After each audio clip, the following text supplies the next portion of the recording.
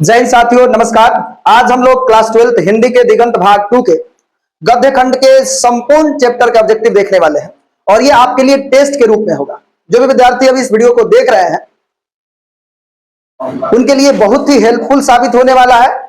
और जो भी बच्चे 2025 में एग्जाम देने वाले हैं, इसके अंदर उन सारे प्रश्नों को कवर किया गया है जो प्रश्न 2025 में आने की जिनकी संभावनाएं जो है प्रबल है। इन सभी का आंसर आप लोगों को बताना है। जैसे जैसे आपके सामने प्रश्न आएंगे आपको ए बी सी करके ऑप्शन बताने हैं। लेकिन चूंकि हम 1 से लेकर के 13 चैप्टर के प्रश्नों को एक ही वीडियो में कवर करना चाह रहे हैं, तो मेरा स्पीड जो होगा वो थोड़ा सा ज्यादा होगा। आप लोग उसको देखिएगा, लेकिन आपको एक्सप्लेन करके ही आपको हम समझाएंगे। लेकिन ये आपका टेस्ट है, मैं आपको प्रश्न पढ़ूंगा और आप उसका जवाब दोगे। देखा जाएगा कि कौन बच्चा जो है सबसे ज्यादा एक्टिव है और कौन कितने प्रश्नों का आंसर सही सही बताता है। तो चलिए बिना देरी के आज के क्लास को हम लोग शुरू करते हैं।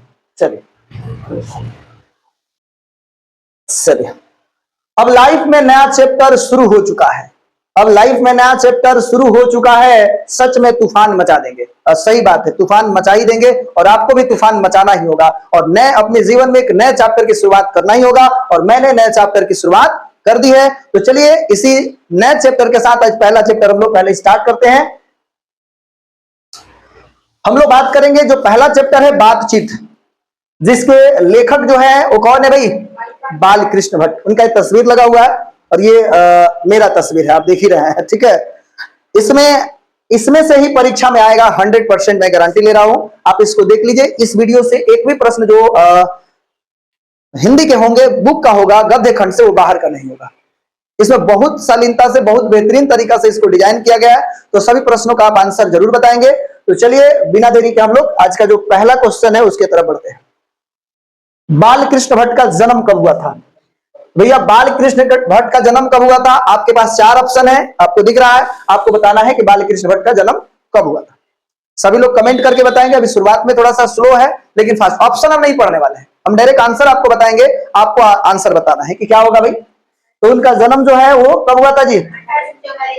1844। ऑप्शन नंबर ए जो है वो राइट है।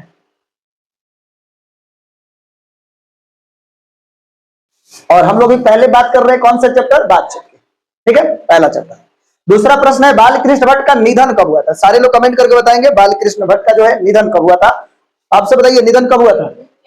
1914। ऑप्शन नंबर ए सही है। कौन सा ऑप्शन सही है? ऑप्शन नंबर ए सही है। चलिए उसके बाद 3 नंबर प्रश्न है बाल कृष्ण भट्ट ने किस पत्रिका का संपादन किया था? तो बाल कृष्ण भट्ट ने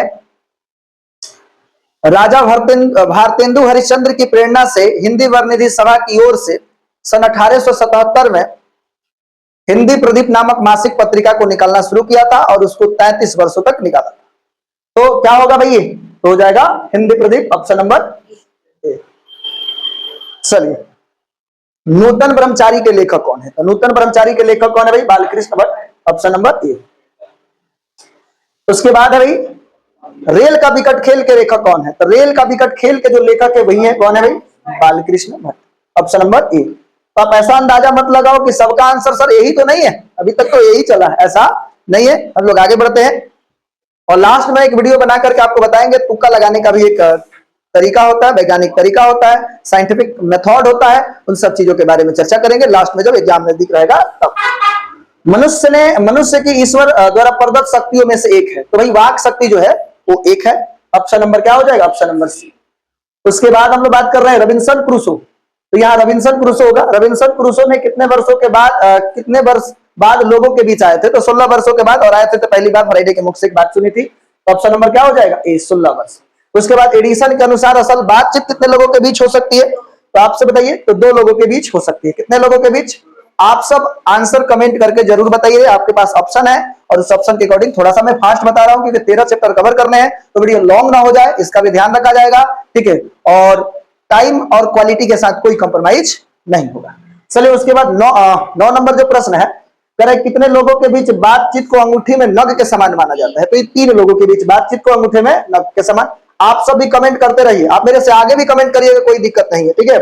कितने लोगों के बीच बातचीत को फॉर्मेलिटी कहा जाता है? तो फॉर्मेलिटी जो होता है 4 लोगों के बीच बातचीत को फॉर्मेलिटी कहते हैं और 4 से अधिक लोगों के बीच बातचीत को हम लोग बोलते हैं राम रमोगल। क्या बोलते हैं भाई? राम रमोगल बोलते हैं। चलिए आगे हम लोग बढ़ते हैं। कह रहे यूरोप में बातचीत की कला को क्या कहा जाता है? तो यूरोप में जो बातचीत की कला है उसे आर्ट ऑफ कन्वर्सेशन कहा जाता है। ऑप्शन नंबर ए जो है वो राइट है।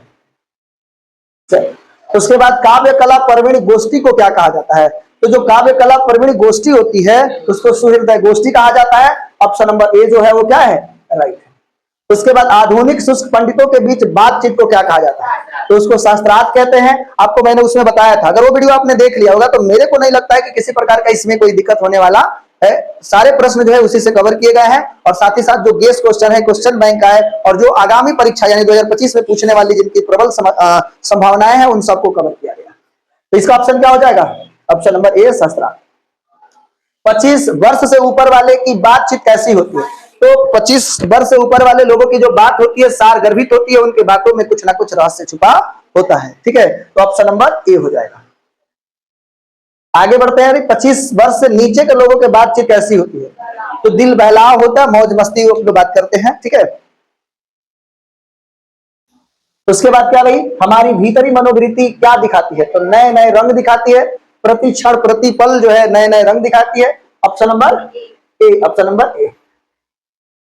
भीतरी मनोवृत्ति को क्या कहा जाता है? यानी भीतरी जो मनोवृत्ति है उसको क्या माना गया है? तो उसको हम लोग मानते हैं क्या? शमनिस्तान माना जाएगा। शमनिस्तान का मतलब क्या हो जाता है? नहरों के पास की जमीन होती है। शमनिस्तान का मतलब क्या होता है? नहरों की पास की जमीन, कब्रिस्तान, नाक, स्वर्ग। यहां पर हम लोग देखते हैं। अच्छा, शमनिस्तान का मतलब होता है हरे भरे बागों का इलाका। सॉरी, तो यानी कि मनोवृत्ति जो है वो क्या है? ऑप्शन नंबर ए ही सही है। ठीक है, शमनिस्तान का मतलब होता है हरे भरे बागों का इलाका। शमनिस्तान का मतलब क्या होता है? हरे भरे बागों का इलाका। अगर इसका मतलब कोई पूछेगा तो आप इसको बोल सकते हैं क्या?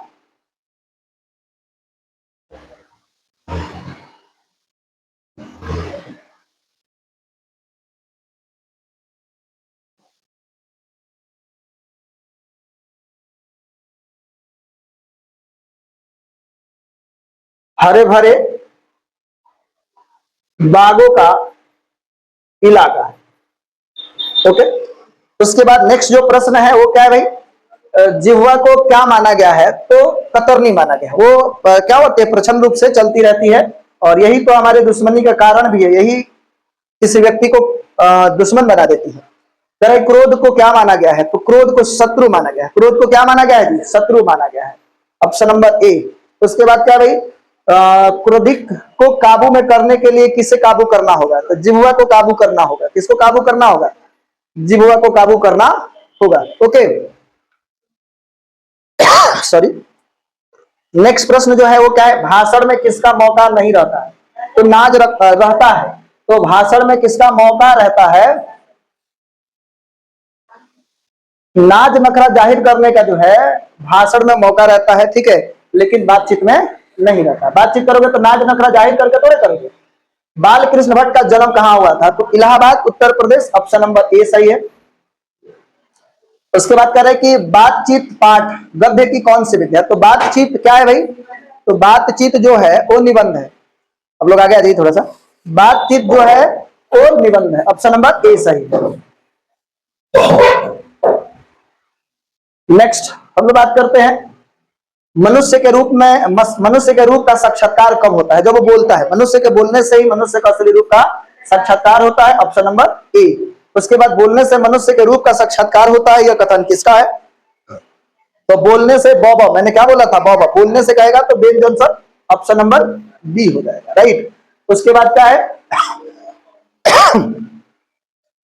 कह रहा कि काव्य कला प्रवीण द्विमंडली को क्या कहा गया है? तो काव्य कला प्रवीण द्विमंडली को क्या कहते हैं भाई? सुहृदय गोष्ठी कहते हैं। ऑप्शन नंबर ए होगा। राइट।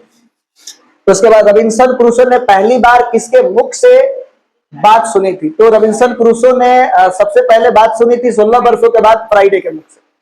ठीक है, फ्राइडे एक व्यक्ति है। बाहरी बातचीत में किसकी आवश्यकता पड़ती है? तो फरीक की। फरीक माने दूसरा पारी ना, दूसरे आदमी की। तो बाहरी बातचीत करने के लिए आपको दूसरे व्यक्ति की जरूरत पड़ेगी, लेकिन अपने आप से बात करने के लिए किसी दूसरे व्यक्ति की जरूरत नहीं पड़ती है। ऑप्शन नंबर ए। 4 लोगों से अधिक बातचीत को क्या कहा जाता है? तो 4 से अधिक लोगों के बीच बातचीत को हम लोग क्या बोलते हैं? राम रमोगल कहते हैं। अनादर का मूल किसे कहा गया है? तो दिलजोई श्रेष्ठाचार, बिना बुलाए जाना, बुलाने पर न जाना। बिना बुलाए जाना जो है, अगर आप कोई बुला नहीं रहा है और आप उसके पास जाते हैं तो आपके लिए अनादर का भाव होगा, आपको ऐसे नहीं जाना चाहिए और कहीं पर बार बार भी नहीं जाना चाहिए। ठीक है, चलिए हम लोग अब बात करेंगे। नेक्स्ट प्रश्न जो है, प्रपंचात्मक संसार का आईना किसे कहा गया है? तो प्रपंचात्मक संसार का जो आईना कहा गया है वो क्या है? भीतरी मनोवृत्ति को, भीतरी मनोवृत्ति को ही कहा गया है। ऑप्शन नंबर बी है। कौन ऑप्शन सही है भाई? Option number B. उसके बाद नेक्स्ट प्रश्न क्या है? बालकृष्ण भट्ट को आधुनिक हिंदी आलोचना का जन्मदाता किसने कहा था? तो बालकृष्ण भट्ट को आधुनिक हिंदी आलोचना का जन्मदाता किसने कहा था? आप सब आंसर बताइए, किसने कहा था? हजारी प्रसाद द्विवेदी है, या रामचंद्र शुक्ल है, या रामविलास शर्मा है, या उदय प्रकाश? रामविलास शर्मा ने कहा था। ठीक है, और इनको एडिशन और स्टील के श्रेणी में रखे थे आचार्य रामचंद्र शुक्ल। यानी इसका जो आंसर होगा, अगर वो कहेगा हिंदी साहित्य के जो स्टील एडिशन और स्टील के श्रेणी में किसने रखा? आचार्य रामचंद्र शुक्ल। लेकिन यहां पर है बालकृष्ण भट्ट को आधुनिक हिंदी का, आधुनिक हिंदी का, आधुनिक हिंदी आलोचना का जन्मदाता किसे कहते हैं भाई? तो उससे हम लोग रामविलास शर्मा। ऑप्शन नंबर जो है, कौन सा ऑप्शन सही होगा जी? ऑप्शन नंबर सी सही होगा। ओके, उसके बाद बालकृष्ण भट्ट को अध्ययनशील विद्वान और तीक्ष्ण बुद्धि, यहाँ पे क्या होगा भाई? बुद्धि।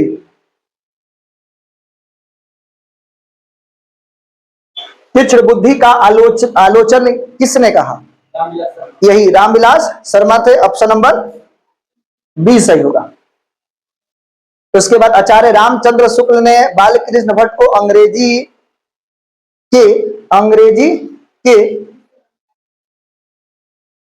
के किस निबंधकार के श्रेणी में रखा था? तो वही एडिशन और स्टील के श्रेणी में। ऑप्शन नंबर ए सही है। उसके बाद नेक्स्ट प्रश्न है, बातचीत पाठ किस प्रकार का निबंध है? तो ललित निबंध है। कैसा निबंध है भाई? तो ललित निबंध है। उसके बाद बालकृष्ण भट्ट किस युग के रचनाकार हैं? तो भारतेंदु युग। यहाँ पे भारतेंदु काल है, तो युग और काल का मतलब सेम ही होता है। ठीक है, तो किस युग के थे? तो भारतेंदु युग होना चाहिए, लेकिन काल भी है तो कोई दिक्कत नहीं है, आप इसको मारोगे तो गलत नहीं होगा, लेकिन आप लिख देना क्या चाहिए? भारतेंदु युग।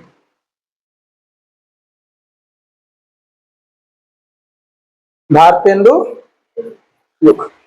उसके बाद जो कुछ धुआं या मवाद जमा रहता है वह भाप बन करके कैसे निकल जाता है? तो बातचीत के जरिए, बातचीत करोगे तो जो कुछ धुआं मवाद जमा रहता है वो बातचीत के जरिए निकल जाता है। उसके बाद भट्ट निबंधमाला कितने खंडों में प्रकाशित है? तो भाई बालकृष्ण भट्ट ने जितने भी निबंध लिखे हैं, लगभग 1000 निबंध लिखे थे, उसमें 100 प्रसिद्ध है, उसको 2 खंडों, भट्ट निबंधमाला के 2 खंडों में प्रकाशित किए थे। ऑप्शन नंबर कौन सा हो जाएगा? ऑप्शन नंबर ए। चलिए नेक्स्ट हम लोग दूसरे चैप्टर की बात करते हैं, और आप सभी जो भी लोग ऑनलाइन अभी देख रहे हैं उनसे निवेदन है कि आप सब कमेंट जरूर कीजिए, और जो भी प्रश्न आपके सामने आ रहा है उन सभी प्रश्नों का आंसर आप ए बी सी करके, अगर आप संभव है तो आप लिख दो, 1 का ए, 2 का बी, ऐसे लिखोगे तो थोड़ा सा समझ में आएगा कि किसका आपने आंसर दिया। वैसे टाइम से पकड़ में आ जाता है कि आपने कितने समय में आंसर दिया, तो उस समय कौन से प्रश्न चल रहे थे। लेकिन आप ऐसा करो कि 1 नंबर है तो 1 का ए बी सी जो भी ऑप्शन है उसको आप टाइप करो। ठीक है, थोड़ा सा लेकिन आप इंगेजमेंट जारी रखो और आप जरूर उसमें कमेंट कीजिए, सभी लोग जरूर कमेंट करेंगे। अब आगे बढ़ते हैं हम लोग। उसने कहा था, ये हमारा जो चैप्टर है वो क्या भाई? उसने कहा था। ये दूसरा चैप्टर है, उसने कहा था, जिसके लेखक कौन है भाई? जिसके लेखक है चंद्रधर शर्मा गुलेरी। उसने कहा था कहानी के लेखक, कहानी है ये, उसके लेखक कौन है? चंद्रधर शर्मा गुलेरी। तो हम लोग बात करते हैं, पहला प्रश्न जो है, चंद्रधर शर्मा गुलेरी का जन्म कब हुआ था? उनका जन्म कब हुआ था आप सब बताएंगे? एक बार आप बता दीजिए। आवाज क्लियर है? आवाज क्लियर है तो हम सब चलिए। चंद्रधर शर्मा गुलेरी का जन्म कब हुआ था? तो 1883 में, सन की बात करोगे तो 1883। उसने कहा था कहानी कब प्रकाशित हुई थी? तो 1915 में। उन्होंने अपने जीवन काल में मात्र 3 कहानियां लिखा। उसने कहा था सुखमय जीवन और बुद्धू का कांटा। उसने कहा था और सुखमय जीवन 1911 में, और सॉरी उसने कहा था 1915 में, और सुखमय जीवन और बुद्धू का कांटा 1911 में। उसने कहा था कहानी किस निर्देशक ने फिल्म बनाई थी? तो ये विमल राय थे, फिल्म मेकर विमल राय ने इस पर फिल्म बनाई है, और अच्छा फिल्म है, आप उसको जाकर के देखेंगे। फिर उसने कहा था कहानी का आरंभ किस शहर में हुआ था? किस शहर में हुआ था भाई? अमृतसर में हुआ था। वहीं पर 12 वर्षीय सिख बालक और 8 वर्षीय सिख बालिका एक दूसरे से मिलते हैं और वहीं से कहानी की शुरुआत होती है। उसने कहा था कहानी के आरंभ में लड़की की उम्र क्या थी? तो लड़की जो है, लड़के, तो लड़के का जो उम्र था 8 वर्ष था, सॉरी लड़के का 12 वर्ष था,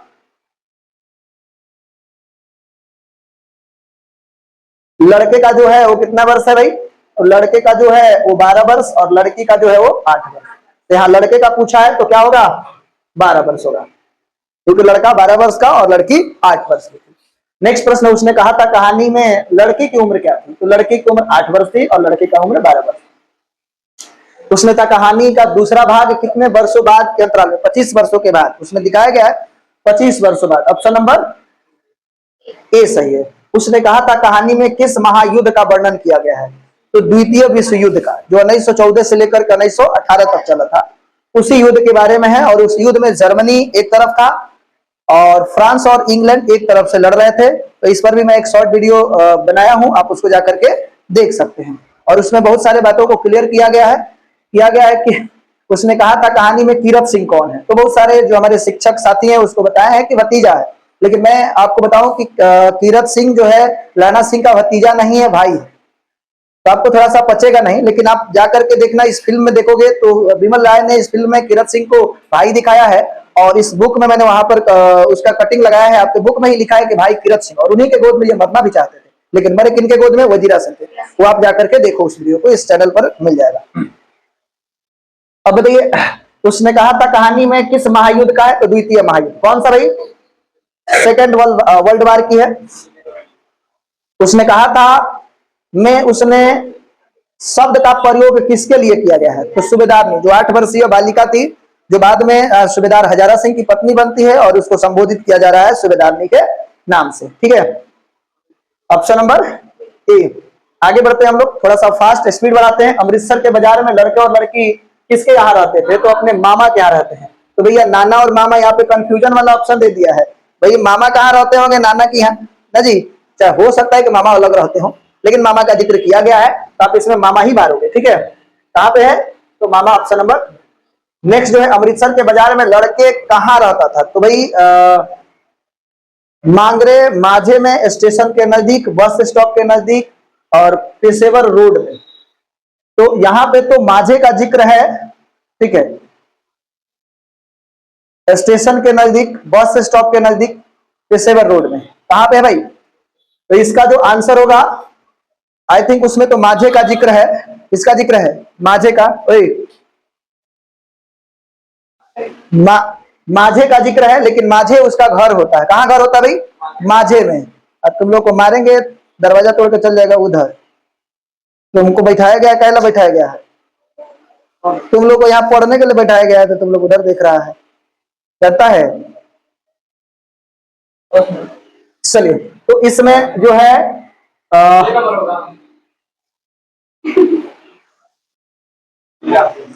अमृतसर, नेक्स्ट प्रश्न जो है, अमृतसर के बाजार में लड़के कहाँ रहता है?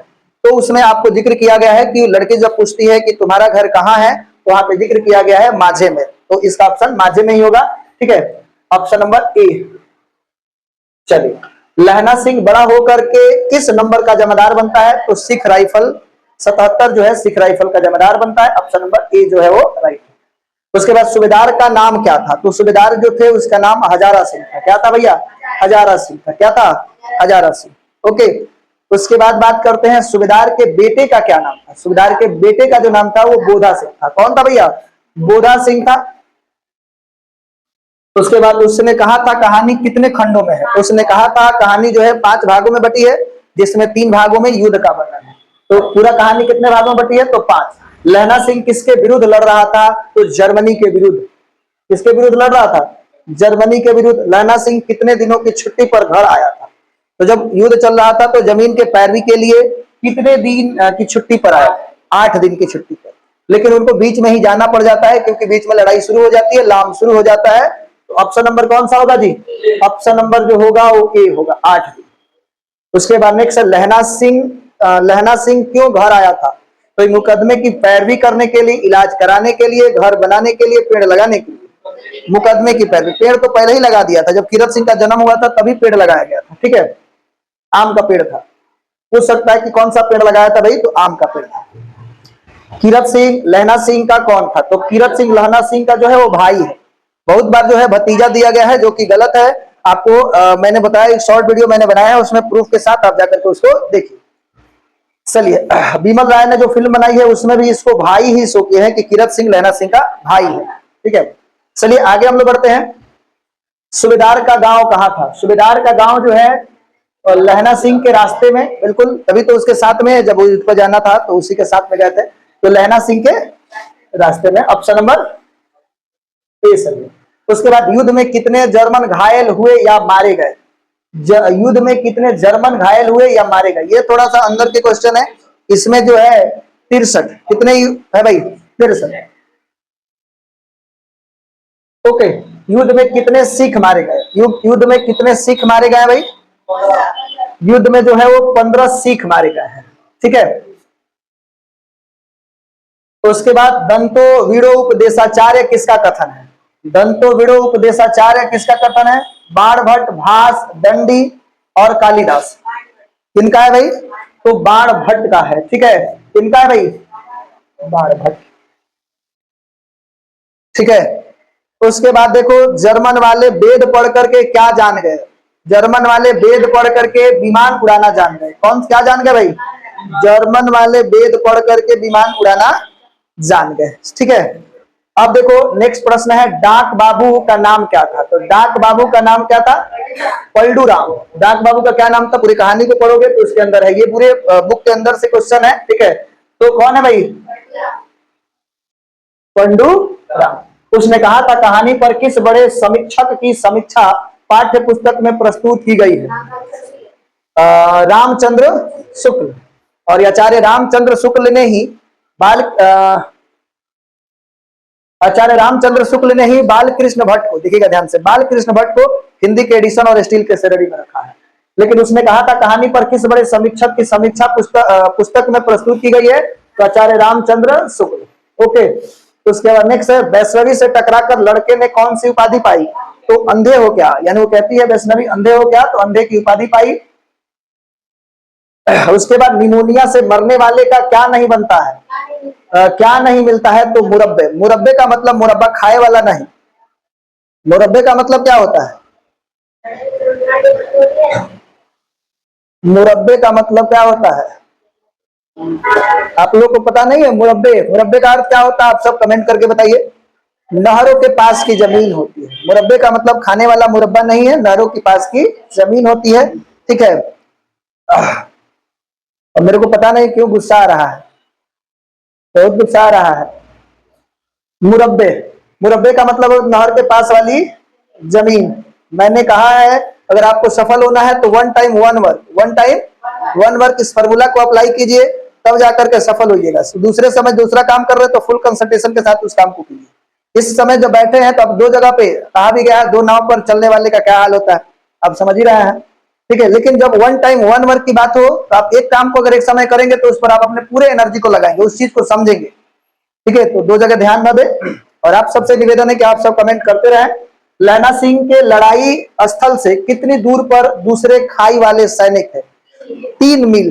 ठीक है, तो 3 मील, और 1 मील बराबर होता है 1.6 किलोमीटर। कितना होता है भाई? आप सब भी कमेंट करके बताइए।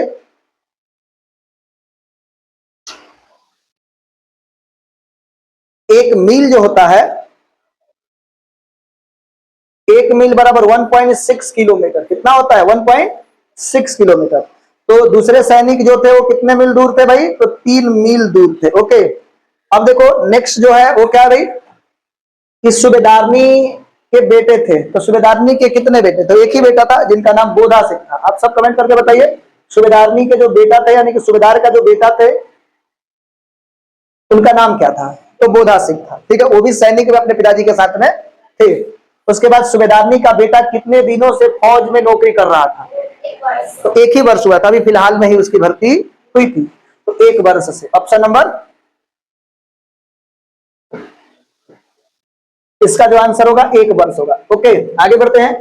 तीमियों की घड़िया पलटन कौन बनाना चाहती थी? तीमियों, तो सूबेदार ने। कौन है भाई? सूबेदार ने। तीमियों का क्या अर्थ होता है बताइएगा लोग? तीमियों का क्या अर्थ होता है? स्त्रियों, तीमियों का मतलब होता है स्त्रियों, तो तीमियों की घर या पलटन कौन बनाना चाहती थी? तो सुबेदार।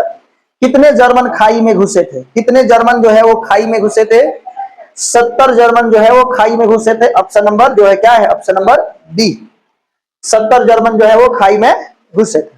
उसके बाद जर्मन के खाई में घुसने के समय वहां कितने सिख थे? 8 सिख थे। कितने सिख थे भाई? तो 8 सिख थे। लड़ाई के कितने देर बाद सहायता टीम आई थी? लगभग 2 घंटे बाद आई थी सहायता टीम। ऑप्शन नंबर ए सही है। सरस्वती पत्रिका के संपादक कौन है? तो सरस्वती पत्रिका के संपादक कौन है? तो यहां पर ध्यान दीजिएगा, ये जो महावीर प्रसाद द्विवेदी हैं जो सरस्वती पत्रिका के प्रकाशक है, संपादक है।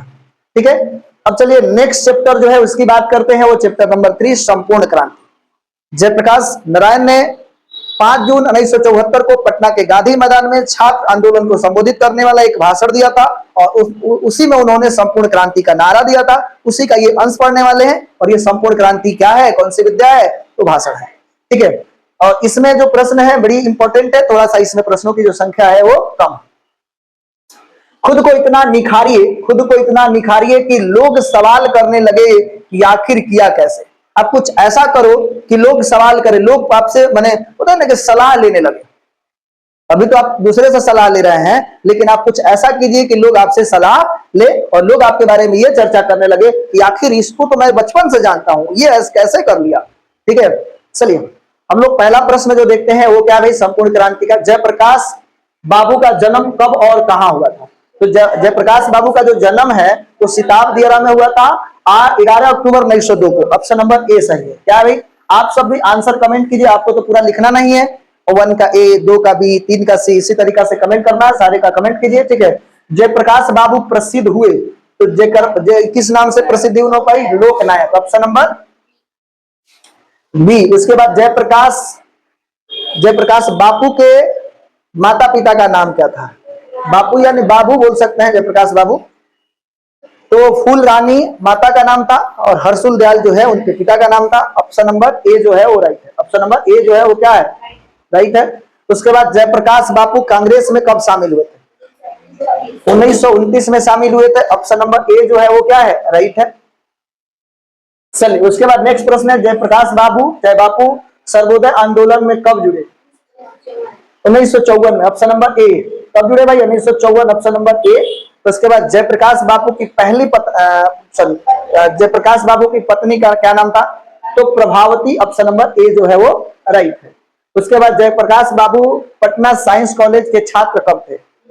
1921 में वो पटना के साइंस कॉलेज में पढ़ रहे थे, उसी समय उन्होंने वहां के छात्र बने, पटना का साइंस कॉलेज। और उस समय का प्रसिद्ध कॉलेज हुआ करता था, अशोक राजपथ के बगल में है। ठीक है, जयप्रकाश बापू छात्र आंदोलन का नेतृत्व कब किया? तो 1974 में, और 5 जून 1974 को पटना के गांधी मैदान में भाषण भी दिए हैं। सॉरी। अब हम बात करते हैं संपूर्ण क्रांति पाठ कहां से उद्धृत है? तो पटना के गांधी मैदान में जो जयप्रकाश नारायण ने 5 जून 1974 को भाषण दिया था, उसी का अंश आप पढ़ रहे हैं। किस रूप में आप पढ़ रहे हैं? आप पढ़ रहे हैं किस रूप में? ये पाठ का नाम क्या है? संपूर्ण क्रांति। तो जो पटना के गांधी मैदान में 5 जून 1974 को भाषण दिए थे, उसी के अंश को आप संपूर्ण क्रांति में पढ़ते हैं। जेपी यानी जयप्रकाश नारायण कब मार्क्सवादी बने? तो जिस वर्ष लेनिन की मृत्यु हुई थी, लेनिन की मृत्यु भी 1924 में हुई थी, और ये मार्क्सवादी भी बने थे कब? 1924 में। ओके। तो उसके बाद जेपी के पिताजी किस विभाग में काम करते थे? तो जेपी के पिताजी जयप्रकाश नारायण के जो पिताजी थे वो नहर विभाग में काम करते थे। उसके बाद जयप्रकाश बापू को मैग्सेसे पुरस्कार कब मिला था? उनको मैग्सेसे पुरस्कार मिला था और 1965 में मिला था। ऑप्शन नंबर ए जो है वो राइट है। तो उसके बाद क्या है, जयप्रकाश बापू को भारत रत्न कब मिला था? 1998 में मिला था। कब मिला था जी? 1998 में। आप सब भी ये कमेंट करते रहिए। जैसे ये 13 का ए सही है, तो आप क्या लिखोगे भैया कि 13 का ए, ऐसे आप टाइप करो और सेंड करो। सर्वोदय के संस्थापक कौन थे? तो विनोबा भावे जो थे सर्वोदय के संस्थापक थे। ऑप्शन नंबर ए। उसके बाद जयप्रकाश नारायण रचित पाठ का नाम क्या है? वही संपूर्ण क्रांति है। यही तो पढ़ रहे हैं हम लोग, संपूर्ण क्रांति, जो आपके दिगंत भाग 2 के गद्यखंड के तीसरा चैप्टर है। ठीक है, हम लोग बात करेंगे 1 से लेकर के 13 चैप्टर तक। थोड़ा सा पैसेंस बनाए रहिए, और आपने याद किया तो सारे प्रश्नों का आंसर आप लोग जरूर कमेंट कीजिए, ठीक है। उसके बाद क्या है, जयप्रकाश नारायण, जयप्रकाश बाबू का बापू या बाबू, लोग बाबू ही कहते हैं, और कई जगह पे बापू बापू लिखा था तो बाबू वहां पे कर लीजिएगा लोग, ठीक है। जयप्रकाश बाबू का निधन कब हुआ था भाई? तो निधन हुआ था 1989, यानी ऑप्शन नंबर ए जो है वो राइट है। चलिए आगे बढ़ते हैं हम लोग। जयप्रकाश बाबू के बचपन का नाम क्या था? तो बचपन का नाम जो है वो बाबू, क्या है भाई? बाबू। मद्रास में जयप्रकाश बाबू किनके यहाँ रुके थे? तो उनके एक मित्र थे जिनका नाम था ईश्वर अय्यर। क्या नाम था भाई? ईश्वर अय्यर। तो उसका ब्रेन ऑफ बॉम्बे किसे कहा गया है? तो उमा शंकर दीक्षित को। ब्रेन ऑफ बॉम्बे किसे कहा गया है? उमा शंकर दीक्षित को ब्रेन ऑफ बॉम्बे कहा गया है, ठीक है। उमा शंकर दीक्षित ही होगा, कंफर्म। लेनिन की मृत्यु कब हुई थी? जिस वर्ष ये जो मार्क्सवादी बने थे जयप्रकाश नारायण, उसी वर्ष इनकी मृत्यु हुई थी 1924 में, ठीक है। उसके बाद क्या है भाई? जयप्रकाश बाबू को रेणु जी क्या सुनाया? तो कविता सुनाई थी, और दिनकर जी भी ने कविता सुनाया था। रेणु जी ने कविता सुनाई थी, वो आपको पटना के गांधी मैदान के स्टेज पर सुनाई थी, और ये ईश्वर अय्यर के यहाँ जब मिलने गए थे तब सुनाई, Dinkar ji. Option number A. Dinkar ji Madras में किनके यहाँ टिके थे भाई, रुके थे? तो रामनाथ, क्या रामनाथ गोयनका थे, उनके यहाँ रुके थे। दिनकर जी को दिल का दौरा कहाँ पड़ा था? पढ़ने पर कहाँ ले जाया गया? तो विलिंगडन नर्सिंग होम। ईश्वर अय्यर के यहाँ शायद रामनाथ गोयनका के यहाँ टिके थे, वहीं पर इनको दिल का दौरा पड़ा था, और विलिंगडन नर्सिंग होम पर ले जाया गया, वहीं पर इनकी मृत्यु हो गई। तेरे जेपी जी के पिताजी का क्या नाम था? जेपी जी के पिताजी सॉरी क्या थे, पेशे से क्या थे? तो जेपी जी के पिताजी क्या थे भाई? नॉन गजेटेड ऑफिसर, यानी कि जो सरकार की बजट बनाने वाले लोग होते हैं, उन्हीं में थे ये, नॉन गजेटेड अफसर थे। ऑप्शन नंबर ए उस बुक में लिखा गया है, ठीक है। आगे हम लोग बढ़ते हैं। जेपी को विरोधी जनन कहाँ का दलाल कहते थे? जो उनके विरोध करने वाले लोग थे, तो जयप्रकाश नारायण जी को बोलते थे कि अमेरिका का दलाल है। कहाँ का दलाल है? अमेरिका। ये अमेरिका लिखा गया है, अमेरिका, ठीक है। क्या होगा भाई? ये अमेरिका। तो उसके बाद क्या है भाई? फ्री प्रेस के संस्थापक और मालिक कौन थे? तो सदानंद जी थे। कौन थे भैया? सदानंद। ऑप्शन नंबर ए सही है। उसके बाद जेपी जी के पिताजी नहर विभाग में क्या थे? जिलादार थे। नहर विभाग में क्या थे भाई? जिलादार थे, ठीक है। यहाँ पर हम लोगों ने देखा था जेपी के पिताजी क्या थे? तो नॉन गजेटेड अफसर थे। और कहाँ थे भाई? तो जेपी जी के पिताजी नहर विभाग में जिलादार थे, ठीक है। उसके बाद जेपी कैसे लोकतंत्र की परिकल्पना करते हैं? दल भी, कोई दल नहीं होना चाहिए, कोई पार्टी नहीं होना चाहिए। उसके बाद नहर विभाग में जिलादार बनने के बाद जेपी के पिताजी क्या बने?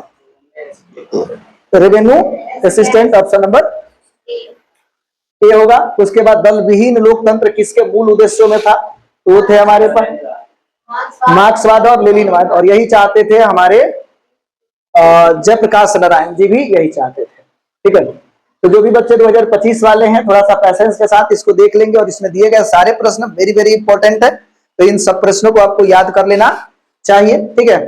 चलिए आगे बढ़ते हैं। इसमें और है question. Reconstruction of Indian polity के लेखक कौन है? जयप्रकाश नारायण थे। Option number A. Jayaprakash Babu ने संपूर्ण क्रांति के लिए पटना में कब भाषण दिए थे? तो 5 जून 1974। ऑप्शन नंबर ए, ठीक है। अब आगे बढ़ते हैं भाई।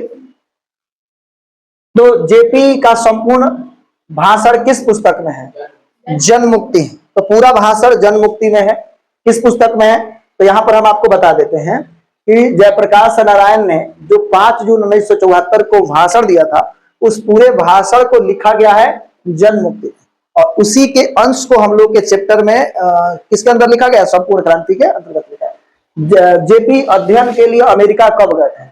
तो स्वामी सत्यदेव जी के भाषण सुने थे, और वो अमेरिका गए थे। कब गए थे? 1922 में। ऑप्शन नंबर ए होगा। कब होगा भाई? ऑप्शन नंबर ए होगा। जेपी कैसे लोकतंत्र की स्थापना चाहते? तो दल भी चाहते थे कि कोई दल ना रहे, ठीक है। चलिए आगे हम लोग बढ़ते हैं। नेक्स्ट चैप्टर जो है उसकी बात कर लेते हैं भैया। जो चौथा चैप्टर है, कौन सा चैप्टर? चौथा चैप्टर, जिसका नाम क्या है? अर्धनारीश्वर। क्या है जी? अर्धनारीश्वर, इसकी बात करते हैं, जिसके लेखक कौन है? रामधारी सिंह दिनकर। ये हमारे पाठ्य पुस्तक जो है दिगंत भाग 2 के गद्य खंड का चौथा चैप्टर है, और जो भी प्रश्न इसमें कवर किए गए हैं सारे बोर्ड के लिए वेरी वेरी इंपॉर्टेंट है, तो इसको आपको ध्यान रखना चाहिए। चलिए, पहला जो प्रश्न है वो क्या भाई, दिनकर का पूरा नाम क्या था? तो दिनकर जी का पूरा नाम रामधारी सिंह दिनकर था। ऑप्शन नंबर कौन सा होगा? रामधारी सिंह दिनकर था। ठीक है। दिनकर जी का जन्म कब और कहां हुआ था? 23 सितंबर 1908 को सिमरिया बेगूसराय बिहार। ऑप्शन नंबर ए जो है वो राइट। तो उसके बाद कह रहा है कि दिनकर जी का निधन कब और कहां हुआ था? 24 अप्रैल 1974 वेलोर में हुआ था। कहां पे हुआ था? ऑप्शन नंबर ए सही। उसके बाद दिनकर जी की पहली कविता किस पुस्तक में? तो प्रणभंग। किसमें भाई? तो प्रणभंग। आप सब कमेंट करके जरूर बताइए। ठीक है। अब देखो दिनकर जी किस रचना पर ज्ञानपीठ तो ज्ञानपीठ पुरस्कार जो है उनको मिला था। दिनकर जी को भारतीय ज्ञानपीठ पुरस्कार जो है, एक उर्वशी है, एक हुंकार है। तो हुंकार के लिए और उर्वशी के लिए इसमें थोड़ा सा कंफ्यूजन है। दिनकर जी को किस रचना के लिए ज्ञानपीठ पुरस्कार? तो ध्यान दीजिएगा, साहित्य अकादमी पुरस्कार और ज्ञानपीठ पुरस्कार अलग अलग होता है। तो ज्ञानपीठ, भारतीय ज्ञानपीठ पुरस्कार जो मिला था वो उर्वशी के लिए ही मिला था। क्या होगा जी? उर्वशी। किसके लिए मिला था? उर्वशी के लिए। क्रांति का कवि या ओज का पौरुष का कवि किसे कहा जाता है? तो क्रांति का कवि या ओज का, यानी उन्होंने एक हुंकार कविता पढ़ा था, बड़ी क्रांति लेकर के आया था, तो दिनकर जी को। ऑप्शन नंबर ए। उसके बाद अर्धनारीश्वर पाठ के रचनाकार कौन है? तो वही है Ramdhari Singh Dinkar. Option number A Dinkar ji हैं, रामधारी सिंह दिनकर जी हैं। दिनकर किस विश्वविद्यालय के कुलपति थे? तो भागलपुर विश्वविद्यालय के कुलपति भी रहे हैं। कौन? रामधारी सिंह दिनकर। उसके बाद दिनकर जी ने किस विषय पर स्नातक प्रतिष्ठा की परीक्षा पास की? आईएससी जो ग्रेजुएशन जो किए हैं, तो किस विषय से किए? कौन सा समय था? इतिहास, यानी हिस्ट्री में उन्होंने किया है स्नातक। प्रतिष्ठा का मतलब होता है ऑनर्स। प्रतिष्ठा का मतलब क्या होता है? एक होता है स्नातक, एक होता है स्नाकोत्तर। स्नातक का मतलब होता है माने ग्रेजुएशन, स्नाकोत्तर का मतलब हो जाता है मतलब तो मास्टर डिग्री हो जाता है, जैसे एमए हो नहीं होता है, एमए मास्टर इन आर्ट्स, उसमें चला जाता है। ठीक है। स्नातक और स्नाकोत्तर का मतलब ग्रेजुएशन और पीजी। ग्रेजुएशन हो जाएगा स्नातक, और पीजी में चले जाते हैं, पोस्ट ग्रेजुएशन में चले जाते हैं, स्नाकोत्तर लिखा जाता है। ठीक है। उसके बाद दिनकर जी की सर्वश्रेष्ठ काव्य रचना कौन सी है? तो कौन से भाई? तो दिनकर जी की सर्वश्रेष्ठ हुंकार है कि रेणुका है कि कुरुक्षेत्र है कि रसवंती है? कौन है भाई? तो कुरुक्षेत्र। और युद्ध और शांति पर लिखा गया है। ये किस पर लिखा गया है? युद्ध और शांति पर। सबसे ये सर्वश्रेष्ठ काव्य रचना है। दिनकर जी किस युग के कवि माने जाते हैं? तो छायावादोत्तर युग का। ऑप्शन नंबर बी छायावादोत्तर युग का माना जाता है। उसके बाद नारी का जीवन मरण किस पर टिका है? तो स्वयं पर टिका है। किसी का भी जीवन मरण स्वयं पर ही टिका हुआ है इस आधुनिक युग में। ठीक है। क्या दिया? पुरुष प्रधान में तो हम लोग यहाँ पर बोल सकते हैं कि पुरुष पर टिका हुआ है। इस पाठ के अंदर दिया गया है पुरुष ही है। इस पाठ में ही बात जो किया गया है, तो उसमें बताया गया है कि स्त्री का जो है ना, मतलब देखिएगा यहाँ पे दुर्बलता को प्रतीक दिखाया गया है। तो नारी का जीवन मरण जो है वो टिका हुआ है किस पर? पुरुष पर। ठीक है। अब बात करते हैं पुरुष यदि वृक्ष है तो नारी क्या है? तो नारी जो है लता है, जिसके सहारे वो अपने जीवन को जी रही है, चल रही है। तो वही तो मैंने बोला कि इस पाठ के अंतर्गत जो है नारी के जीवन मरण जो है वो पुरुष पर टिका हुआ है, तो लता है यहाँ पर।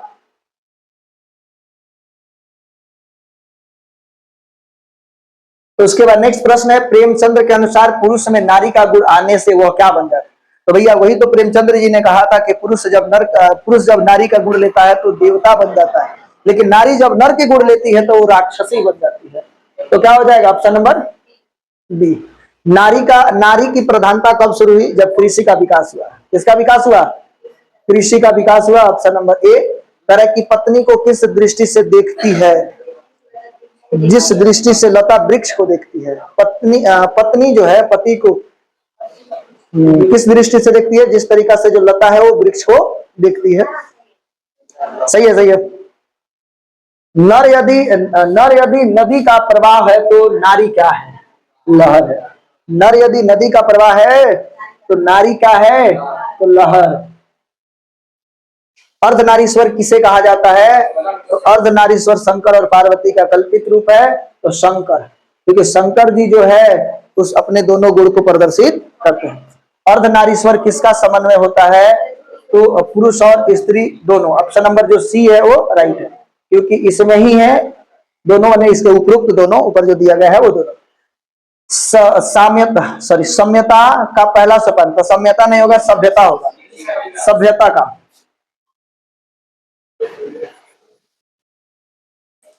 तो क्या है भाई? कृषि। ऑप्शन नंबर ए सही है। तो उसके बाद निवृत्त मार्ग और प्रवृत्ति मार्ग किस धर्म से जुड़े हैं? तो निवृत्ति मार्ग और प्रवृत्ति मार्ग जो है वो बौद्ध धर्म से जुड़े हुए हैं। ऑप्शन नंबर बी राइट है।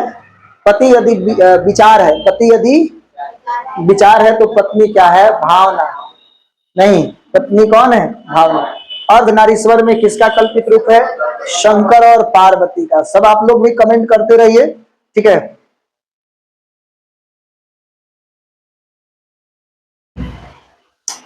उसके बाद क्या भाई,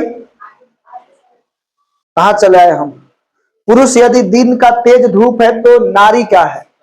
नारी जो है वो शीतल, शीतल चांदनी। ऑप्शन नंबर डी होगा, ठीक है। आगे बढ़ा जाए। कह कि बुद्ध और महावीर ने नारी कौन सा अधिकार नारी को दिए थे? भिक्षुणी होने का अधिकार दिए थे। ऑप्शन नंबर बी जो है वो राइट है। आनंद कौन था? आनंद जो था बुद्ध का शिष्य था कि बेटा था जी? शिष्य था, ठीक है, शिष्य है। उसके बाद नारी और नर को क्या माना गया है? एक ही द्रव्य की दो ढली प्रतिमाएं। एक ही द्रव्य की दो ढली प्रतिमाएं। दिनकर को किस रचना पर साहित्य अकादमी पुरस्कार मिला? तो उर्वशी पर मिला था। साहित्य अकादमी पुरस्कार, साहित्य अकादमी पुरस्कार जो मिला था भारतीय ज्ञानपीठ पुरस्कार है। ज्ञानपीठ पुरस्कार मिला था वो किसके लिए? फिर से यहाँ पर एक और प्रश्न यहाँ पर हम लोग देखे थे जिस पर कंफ्यूजन आप लोग को हुआ था, उसको देखते हैं हम।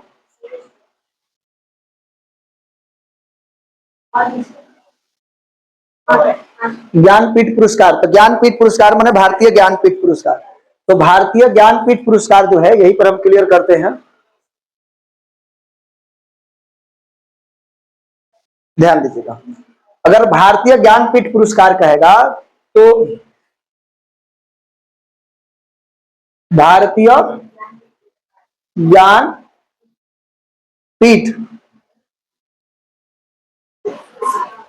पुरस्कार मिला था उर्वशी के लिए। किसके लिए मिला था? उर्वशी के लिए। और जो दूसरा जो है साहित्य अकादमी पुरस्कार, साहित्य अकादमी पुरस्कार मिला था उस संस्कृत के 4 अध्याय, संस्कृति के 4 अध्याय, संस्कृति के 4 अध्याय के लिए क्या मिला था? साहित्य अकादमी पुरस्कार। और उर्वशी के लिए भारतीय ज्ञानपीठ पुरस्कार मिला था। तो इसका आंसर जो होगा उर्वशी, सॉरी साहित्य अकादमी पुरस्कार है ना, तो साहित्य अकादमी पुरस्कार के लिए संस्कृति के 4 अध्याय अभी हमने आपको बताया भी।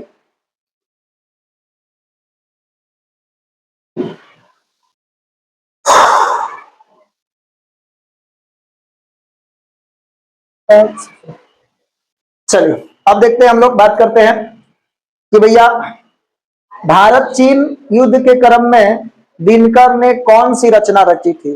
तो हुंकार की, रेणुका की, परशुराम की, प्रतीक्षा, कुरुक्षेत्र की। कुरुक्षेत्र। जब भारत और चीन के क्रम में दिनकर जी की कौन सी रचनाएं थी जब भारत और चीन का युद्ध हो रहा था? आप सब कमेंट करके बताइए कौन सा? हुंकार, रेणुका, परशुराम की प्रतीक्षा या कुरुक्षेत्र? परशुराम की प्रतीक्षा, ये सही है, बिल्कुल सही आपने बताया। ऑप्शन नंबर सी जो है वो सही है। उसके बाद आगे हम लोग देखते हैं भाई किनके बीच संधि वार्ता होने से महाभारत रुक सकता था? कुंती और, ठीक है। कुंती और गंधारी के बीच होता तो रुक जाता। प्रेमचंद्र के अनुसार नारी में पुरुष का गुण आने से वो क्या बन जाती है, राक्षसी बन जाती है। उसके बाद यतियों के काल में नारी किसका खान मानी जाती थी, विकार का। यतियों के काल में किसका खान, विकार, ऑप्शन नंबर बी। चलिए अब हम लोग 5वां चैप्टर के बात करेंगे, लेकिन थोड़ा सा आप लोग रेस्ट कर लीजिए, पानी वानी पी लीजिए, फिर हम लोग बात करते हैं।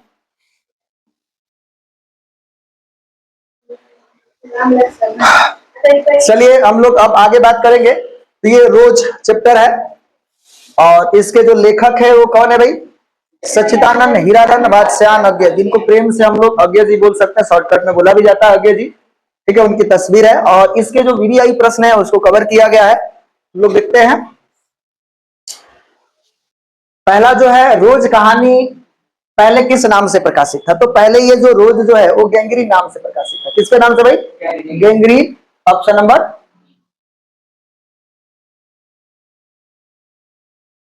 डी। उसके बाद नेक्स्ट जो है वो क्या भाई, अज्ञ का पूरा नाम Sachchidanand Hiranand Vatsyayan Agyeya, option number B सही है। कौन सही है भाई, ऑप्शन नंबर बी सही है।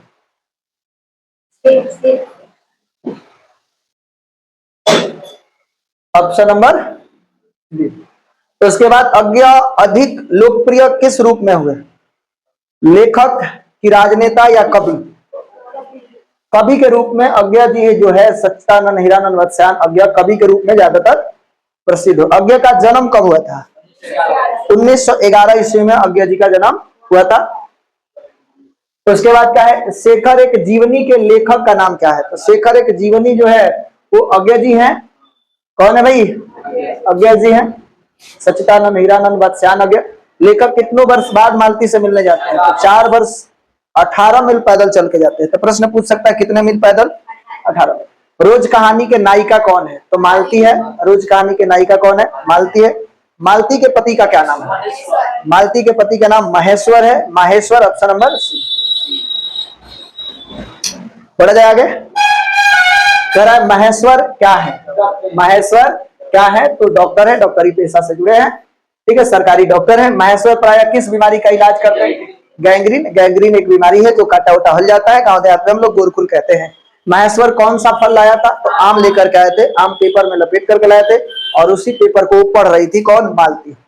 अज्ञ जी किस पत्रिका का संपादन नहीं करते हैं, नहीं करते थे, आजकल, प्रतीक, सैनिक, दिनमान, ये तीनों किए हैं लेकिन आजकल, ठीक है। उसके बाद क्या भाई, अज्ञ जी कौन सी रचनाएं, अज्ञ जी की कौन सी रचनाएं नहीं है, सेवा सदन इनकी नहीं है, ठीक है।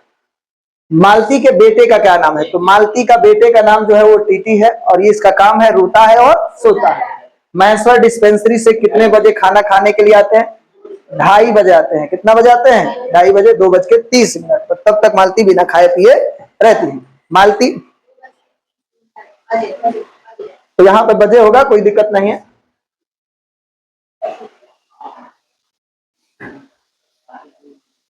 बजे यानी कि आते हैं कितना बजे, 2:30, ठीक है। आप जब पॉइंट में दे देते हैं तो मिनट लिखने की जरूरत नहीं होती है, नहीं तो लिखना पड़ेगा 2:20 और 2 और इस तरीका से दे देते हैं तो आपको बजे ही लिखना पड़ेगा। मालती दिन में कितने बजे खाना खाती है भाई, 3 बजे, क्योंकि 2:30 बजे आते हैं तो खाना उनको खिलाती है और फिर खाना को अपने खाना खाती है 3 बजे। कितना बजे, 3 बजे। आगे बढ़ा जाए, लेखक मालती से मिलने कितने मील चल करके गए थे, तो 18 मील। बुलेट देने के प्रश्न आएगा, आ ही गया। उसके बाद रात में मालती कितने बजे सोती है, 11 बजे, और ये कहानी जो है 11 बजे खड़कन के साथ, 11 खड़कन के साथ समाप्त होती है। मालती के घर पानी शाम में कितने बजे आता है, तो 7 बजे आती है, ठीक है। कितना बजे आती है भाई, ये कहानी के अंदर से पढ़ेंगे तो मिलेगा। अज्ञ का जन्म कहाँ हुआ था, तो कास्या में। कहाँ पे हुआ था भाई, कास्या, कास्या कुशीनगर उत्तर प्रदेश, कास्या कुशीनगर उत्तर प्रदेश। ये कौन है भाई, सच्चिदानंद हीरानंद वात्स्यायन अज्ञ जी का ये प्रतिबिंब है। अब हम लोग बात करते हैं छठा चैप्टर, एक लेख और एक पत्र। ये हमारे भगत सिंह है। तो भगत सिंह जो है, इनके नाम सुनते ही हम लोग के खूनों में उबाल आ जाता है, खून में उबाल आना ही चाहिए। इन्होंने कहा था कि जो भरा नहीं है भावों से बहती जिसमें रसधार नहीं, वो हृदय नहीं पत्थर है, जिसमें स्वदेश का प्यार नहीं, जिसमें स्वदेश का प्यार नहीं। अगर आप बुरी स्थिति में भी अपने आप को सकारात्मक रखते हैं तो यह आपकी जीत है। कहा भी गया है कि जीत और हार हमारी मन की स्थिति पर निर्भर करती है, मन पर निर्भर करता है। मानोगे तो हार होगी और ठानोगे तो जीत होगी। तो यानी कि सबसे ज्यादा हम लोग को लाइफ हमारा जो कैसा रहेगा उस पर हमारी मन की स्थिति और हमारा सकारात्मक सोच जो है वो प्रभावित करता है। ठीक है, जो एक लेख और एक पत्र का जो पहला प्रश्न है वो क्या है भाई?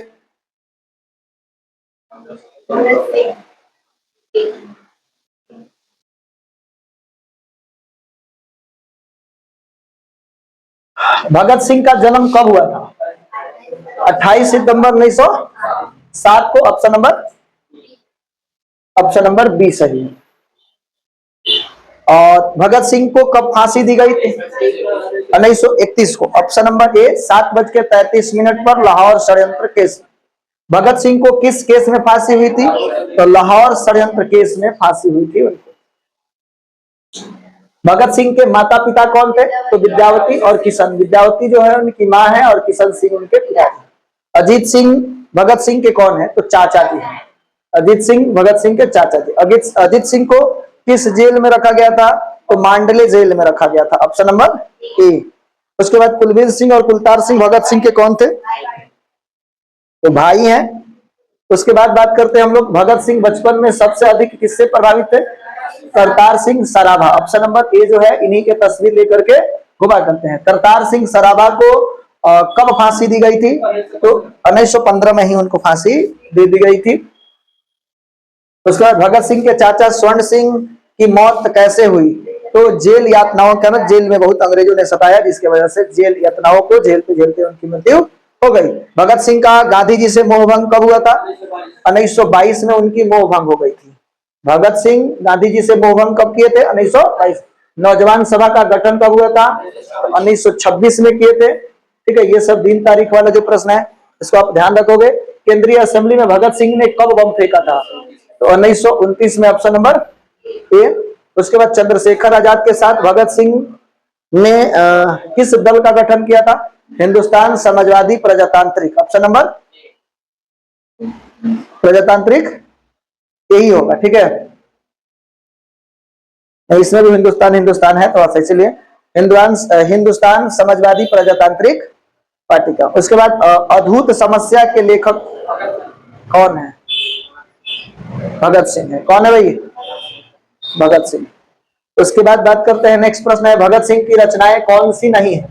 तो भगत सिंह परिमल नहीं है। युवक तो है, बम का दर्शन है, विश्व प्रेम है। परिमल उनकी रचना नहीं है। मतवाला पत्रिका कहां से निकलता था? तो कलकत्ता से। मतवाला पत्रिका कहां से निकलता था? कोलकाता से। भगत सिंह ने कब पढ़ाई छोड़ दी? तो 1923 में छोड़ दी। 1923। Option number A. Bhagat Singh Ganesh Shankar Vidyarthi के संपर्क में कब आए? और वहीं पर जाकर के प्रताप पत्रिका का संपादन कर रहे थे। 1923 में उनके संपर्क में आए और उनके साथ काम करने लगे। प्रताप का संपादक कौन थे भाई? तो गणेश शंकर विद्यार्थी। ठीक है, उन्हीं से जाकर के मिले थे। कब मिले थे? 1923 में। भगत सिंह किसकी आत्मकथा का अनुवाद किया? Don Bridge. Option number A. मैं नास्तिक क्यों हूं लेखक का नाम क्या है? मैं नास्तिक क्यों हूं के लेखक जो है वो भगत सिंह है। कहां के सरकार छात्रों को राजनीति में भाग लेने से अवरोध पैदा कर रही थी? तो पंजाब की जो सरकार है वो नहीं चाहती थी कि छात्र आंदोलन में भाग ले। छात्र राजनीति में भाग लेने के विरोध विद्वान थे। छात्र राजनीति में भाग लेने के विरोध में विद्वान थे। कौन थे भाई? ईश्वर अय्यर, ईश्वर चंद्र, ईश्वर अय्यर नहीं होगा। ठीक है, इसमें ईश्वर होगा। क्या होगा जी? बड़ी कंफ्यूजन है इसमें, ईश्वर भी दिया गया लेकिन ईश्वर होगा। ठीक है, प्रिंस क्रोपोटकीन किस विषय के विद्वान थे? तो अर्थशास्त्र के थे। किस शास्त्र के थे भाई? अर्थशास्त्र के थे। इंग्लैंड के छात्र किसके विरुद्ध पढ़ाई छोड़े? इंग्लैंड के छात्र किसके विरुद्ध पढ़ाई छोड़े? जर्मन। आत्महत्या को क्या कहा गया है? तो उन्होंने अपराध कहा है, कायरता कहा है। ठीक है, चलिए नेक्स्ट चैप्टर जो है उसको हम लोग देखते हैं। चैप्टर है 7वां, ओ सदा नीरा। ओ सदा नीरा के लेखक कौन है भाई? ओ सदा नीरा जगदीश चंद्र माथुर। ये किनकी इमेज है भाई? जगदीश चंद्र माथुर की इमेज है। और ये हमारे दिगंत भाग 2 के 7वां चैप्टर है। कौन सा चैप्टर है? 7वां चैप्टर है। देख रहे हैं भाई कि ओ सदा नीरा जो पाठ है,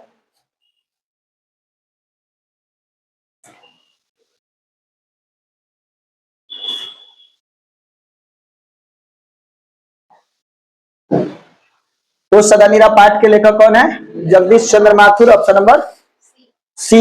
ओ सदा नीरा गद्य की कौन सी विद्या है? यात्रा वृत्तांत है। वो सदा नीरा जो है एक ही यात्रा वृत्तांत है। और वो कौन है? वो सदा नीरा। वो सदा नीरा पाठ किस मूल पुस्तक से उद्धृत है? बोलते क्षण। किससे लिया गया है? बोलते क्षण से लिया गया है। वो सदा नीरा किस नदी को कहा गया? गंडक नदी को। किसको? गंडक नदी को। वो सदा नीरा पाठ में मुख्यतः किस क्षेत्र का वर्णन है? तो चंपारण का। किसका है भाई? चंपारण। और इसमें दो ही ऑप्शन है। नहीं, गड़बड़ हो गया है, दो ऑप्शन छूट गया। चलो, ऑप्शन मिला चंपारण। तो सदरीरा पाठ में कहाँ का वर्णन किया गया है? तो गंडक के किनारे का क्षेत्र। गंडक के किनारे का क्षेत्र, महानदी के किनारे का यहाँ पर भी क्षेत्र होगा। ऑप्शन नंबर ए होगा, गंडक के किनारे का क्षेत्र।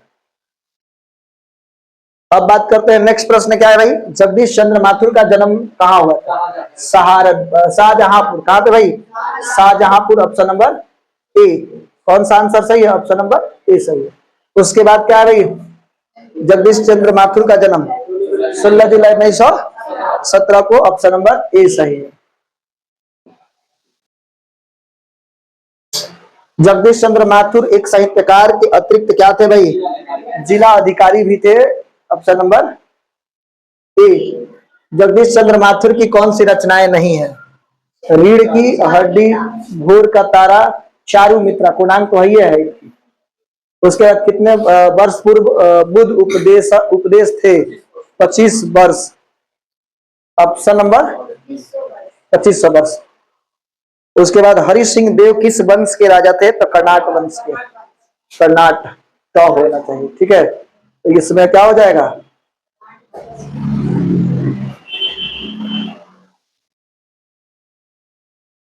कर्नाट वंश। ऑप्शन नंबर ए। यहाँ पे तो लगा दीजिए। ऑप्शन नंबर क्या हो जाएगा? ये। आगे बढ़ते हम लोग। कर्नाट वंश का शासन चंपारण में कब? 12वीं शताब्दी में। कब था भाई? 12वीं शताब्दी में। ऑप्शन नंबर ए। चंपारण क्षेत्र कर्नाट वंश का प्रथम राजा कौन थे? चालुक्य देव, कि नान्य देव, कि नृपति देव, कि चाणक्य देव। कौन थे भाई? नान्य देव। कौन थे भाई? नान्य देव। आप लोग भी आंसर कमेंट करते रहिए। हरि सिंह देव का मुलाकात किस मुसलमान शासक से हुआ था? मुकाबला। मुकाबला जो है गयासुद्दीन तुगलक जो बन के रास्ते आया था और उनको पराजित भी कर दिया। गयासुद्दीन तुगलक। उसके बाद चंपारण क्षेत्र में धांगड़ कब लाए गए थे? तो 18वीं शताब्दी में नील की खेती के लिए धांगड़ों को लाया गया था। चंपारण क्षेत्र में गांधी जी का पदार्पण कब हुआ? 1917 में। कब हुआ था जी पदार्पण? मैंने कब आए थे? भितिहरवा में किस अंग्रेज की बड़ी चलती थी? तो एक थे ह्यूम की एमन साहब, सॉरी एमन एमन। भितिहरवा में एमन साहब का चलता था। कस्तूरबा जी किस आश्रम में टिकी थी? कस्तूरबा जो थी वो किस आश्रम में? भितिहरवा में। कहाँ पे भाई? भितिहरवा। उन्होंने 3 विद्यालय आश्रम की स्थापना की थी, भितिहरवा, बरहरवा और मधुबनी। पुंडलिक जी क्या थे? तो पुंडलिक जी, क्या पुंडलिक जी होगा? क्या होगा जी? पुंडलिक जी। तो पुंडलिक जी क्या थे भाई? तो पुंडलिक जी जो थे एक शिक्षक थे। पुंडलिक जी क्या थे भाई? तो शिक्षक थे। ऑप्शन नंबर ए है। आगे बढ़ा जाए। उसके बाद क्या है भाई? लोरियो से निकलकर भिखनाथुरी तक कौन नदी जाती है? पंडई। कौन नदी जाती है? पंडई। और इसी के किनारे किनारे जो है भगवान बुद्ध जो है वो नेपाल लुम्बिनी में जाया करते हैं। तरह के सरया सरयामन में आकर्षक का केंद्र क्या था?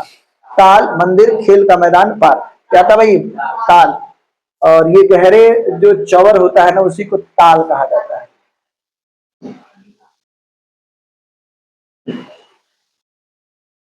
उसके बाद सरयामन कहाँ है? बेतिया से 4 मील दूर। एमन साहब किस कोठी के मालिक थे? अमोलवा, अमोलवा कोठी के मालिक थे। ठीक है, और एमन साहब की कहां पे चलती थी जी? अभी हम लोगों ने देखा भितिहरवा में, भितिहरवा में इनकी बहुत ज्यादा चलती थी। अब हम लोग नेक्स्ट चैप्टर की बात करते हैं, वो चैप्टर नंबर 8, सिपाही की माँ। किसकी माँ भाई? सिपाही की माँ। लेखक कौन है? मोहन राकेश। सिपाही की माँ का लेखक मोहन राकेश है। नामवर सिंह किसके हैं? प्रगीत और समाज के हैं। तो सिपाही की माँ जो है वो जो पाठ है, इसके लेखक कौन है? सिपाही की माँ क्या है? एकांकी है। क्या है? एकांकी है। चलिए, लेकिन इंसान को कोई चीज इतना नहीं बदल सकती जितना उसके दिल पर गुजरी हुई तकलीफें उसे बदल देती है। जो इंसान के दिल पर गुजरी हुई तकलीफें हैं, उनके सारे नेचर को बदल करके रख देती है। और कहा भी गया है कि आप हालातों से लड़कर जीत नहीं सकते हैं, इसलिए इसे ही बदलिए, यानी हालातों को बदलिए। चलिए हम लोग आगे बात करते हैं। सिपाही की माँ जो हमारा कौन सा चैप्टर है? 8वां चैप्टर है। कौन सा चैप्टर है? 8वां चैप्टर, सिपाही की माँ। इसमें जो पहला प्रश्न है वो क्या है भाई? सिपाही की माँ पाठ के लेखक कौन है? तो मोहन राकेश है। सिपाही की माँ गद्य कौन सी विद्या है? तो एकांकी है। मोहन राकेश का जन्म कब हुआ था? तो 8 जनवरी 1925 को। 8 जनवरी 1925 को उसका मोहन राकेश का जन्म कहाँ हुआ था? जंडीवाली गली, अमृतसर। ऑप्शन नंबर पंजाब में। मोहन राकेश के पिताजी कौन थे? करमचंद गुगलानी थे। ठीक है। मोहन राकेश की माँ का क्या नाम था? बच्चन कौर था। मोहन राकेश की जो माँ थी उनका नाम बच्चन कौर था। मोहन राकेश के बचपन का नाम क्या था? मदन मोहन गुगलानी था। ऑप्शन नंबर ए। नेक्स्ट क्वेश्चन की बात करते हैं भाई। मोहन राकेश ने सारिका नामक पत्रिका कब निकाला? तो सारिका नामक पत्रिका किनका है? तो मोहन राकेश का। और कब निकाले थे? 1962 में। कौन सी रचना मोहन राकेश की नहीं है? तो मोहन राकेश की यामा तो ये है, नए बादल है, एक और जिंदगी। यामा नहीं है, इंसान के खंडहर है, यामा नहीं। ठीक है, इंसान होगा, इंसार हो गया है ना। चलिए, मोहन राकेश मुंबई के किस कॉलेज में अध्ययन किया था? तो ऑप्शन नंबर ए होगा एल्फिस्टन कॉलेज में। मोहन राकेश ने दिल्ली विश्वविद्यालय में अध्ययन कब आरंभ किया था? तो 1960 में। कब किया था भाई? 1960 में। सिपाही की माँ एकांकी किस पुस्तक से उद्धृत है? अंडे के छिलके और अन्य एकांकी।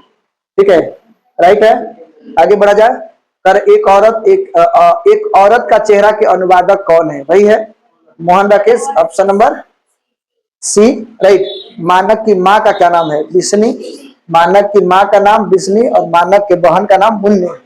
ठीक है। मुन्नी के गांव में डाक किस दिन आता था? मंगलवार को। हर मंगलवार को डाक वाली गाड़ी आती थी, चिट्ठी वाली गाड़ी आती थी। मुन्नी डाक गाड़ी के पीछे क्यों भागती थी? पत्र लेने के लिए, चिट्ठी लेने के लिए। घर पर मानक का इंतजार क्यों हो रहा था? घर बनाने के लिए, बहन की शादी के लिए। जो मुन्नी है, मुन्नी के संग के जो भी सभी लड़कियां थी उनकी शादी हो गई थी, इनके शादी का रिफ्यूजी लड़की गांव में क्या मांगती थी? भोजन, दाल चावल मांगती थी। मानक किस युद्ध में सिपाही बनकर के गया था? प्रथम विश्व युद्ध या द्वितीय विश्व युद्ध? द्वितीय विश्व युद्ध, सही है। तरह के आषाढ़ का दिन के लेखक का नाम क्या है?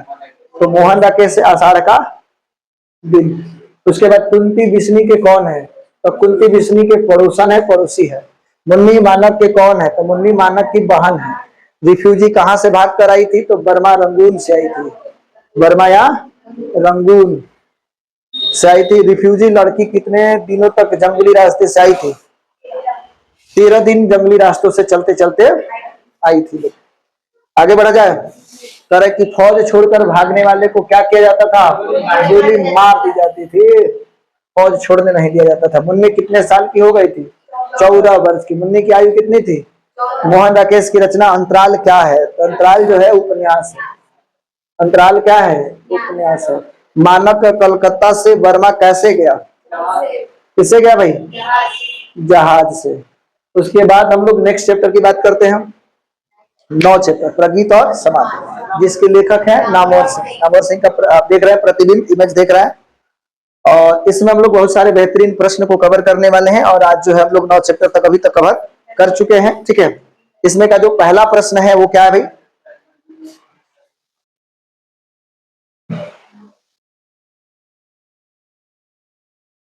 पहला जो प्रश्न है वो है प्रगीत और समाज गद्य की कौन सी विद्या है? तो ये निबंध है। ये क्या है भाई? निबंध है। ये क्या है? ऑप्शन नंबर बी निबंध है। प्रगीत और समाज किस प्रकार का निबंध है? तो आलोचनात्मक निबंध है। कैसा निबंध है? आलोचनात्मक निबंध। नामवर सिंह का जन्म कब हुआ था? नामवर सिंह का जन्म 28 जुलाई 1927 को, ऑप्शन नंबर। उसके बाद प्रगीत और समाज के लेखक का नाम क्या है? नामवर सिंह। कौन है भाई? नामवर सिंह। भगत सिंह प्रगीत किसे कहा गया है? तो गीत काव्य को प्रगीत कहा गया। गीत काव्य को क्या कहा गया? आलोचना पत्रिका का संपादक कौन है? नामवर सिंह ने ही किया है। उसके बाद नेक्स्ट क्वेश्चन है, नामवर सिंह क्यों किस पुस्तक पर साहित्य अकादमी पुरस्कार मिला था? अच्छा, प्रगीत जो है वो प्रबंध काव्य, सही बात है, लेकिन प्रगीत का मतलब लयकारी होता है, लयबद्ध होता है। सही आपने कहा, इसका जो आंसर होगा प्रबंध काव्य होगा। ठीक है। आलोचना पत्रिका के लेखक कौन है? नामवर सिंह है। नामवर सिंह किस पुस्तक पर साहित्य? तो कविता के नए प्रतिमान, कविता के नए प्रतिमान, तो कविता के नए प्रतिमान के लिए उनको साहित्य अकादमी पुरस्कार मिला है। तो उसके बाद क्या है भाई? राम की शक्ति पूजा के कवि का नाम क्या है? निराला। राम की शक्ति पूजा के जो लेखक है वो कौन है? निराला। उसके बाद हम लोग बात करते हैं प्रलय की छाया के कवि का नाम क्या है? तो प्रसाद जी है। कौन? प्रसाद। उसके बाद कमायनी किसकी याचना करती है? प्रसाद की। कमायनी यामनी।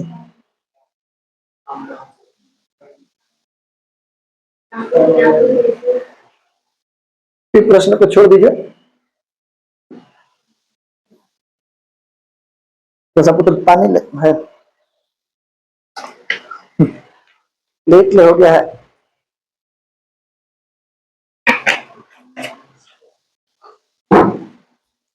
कर रामचंद्र शुक्ल के काव्य सिद्धांत का आदर्श क्या है? रामचंद्र शुक्ल के काव्य सिद्धांत का आदर्श क्या है भाई? तो प्रबंध काव्य है। और प्रगीत और समाज जो है वो भी, प्रगीत का मतलब होता है प्रबंध काव्य, ये प्रबंध काव्य ही है। विनय पत्रिका के रचनाकार कौन है? विनय पत्रिका के जो रचनाकार हैं तुलसी जी हैं। सहर्ष स्वीकारा है कविता के कवि कौन है? तो मुक्तिबोध है, नहीं मुक्तिबोध है। सहर्ष स्वीकारा। नामवर सिंह मुख्यतः कितने शिष्य किनके शिष्य माने जाते हैं? तो हजारी प्रसाद द्विवेदी के शिष्य हैं। नामवर सिंह को शमशेर की कौन सी कविता याद आने लगी? कमायनी प्रसाद। तो कमायनी जो है किनकी? प्रसाद जी की रचना है। ठीक है, कमायनी किनकी रचना है? तो यहाँ पर हम लोग देख रहे हैं कि कमायनी एक है, और इसकी रचनाकार जो है वो कौन है? प्रसाद है। कौन है भाई? प्रसाद। उसके बाद नामवर सिंह को शमशेर की कौन सी कविता तो 1941 में लिखी जो कविता है वो याद आने लगी? शमशेर की कविता सुनने किसकी याद आने लगी के बाद नामवर सिंह को?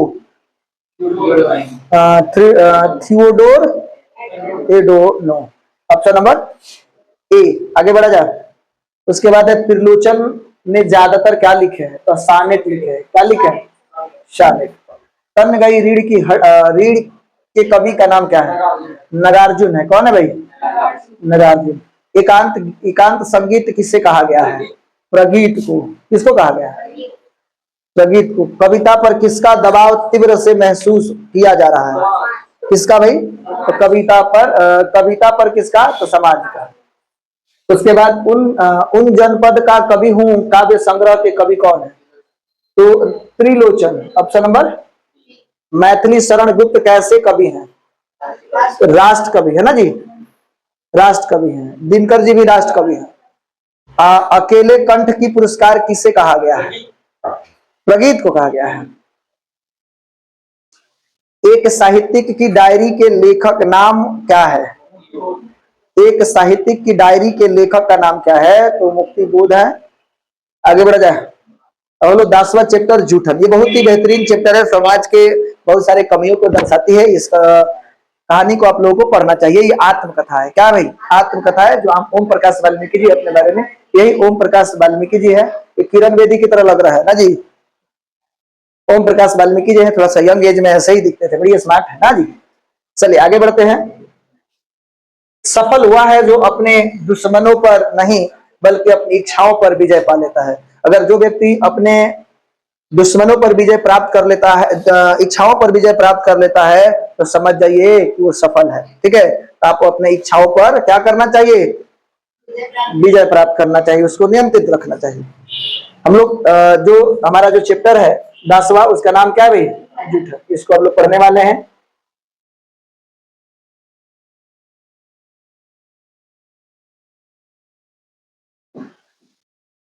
जूठन पाठ गद्य की कौन सी विद्या है भाई? तो आत्मकथा है। क्या है भाई? आत्मकथा है। क्या है? जूठन पाठ के लेखक का नाम क्या है? ओम प्रकाश वाल्मीकि है। उसके बाद ओम प्रकाश वाल्मीकि का जन्म 30 जून 1950 को। ओम प्रकाश वाल्मीकि स्कूल के हेडमास्टर का नाम क्या था? कलीराम था। और वही तो इनको झाड़ू लगवाता था। स्कूल साफ करने के लिए ओम प्रकाश वाल्मीकि किस पेड़ की? तो शीशम के, शीशो जो हम लोग कहते हैं, शीशम। स्कूल जाने पर ओम प्रकाश वाल्मीकि को क्या करने को कहा गया?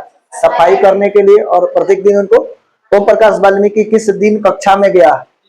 तीसरे दिन। किस दिन? Option number C, A sorry. Om Prakash Valmiki के सबसे बड़े भाई का नाम क्या था?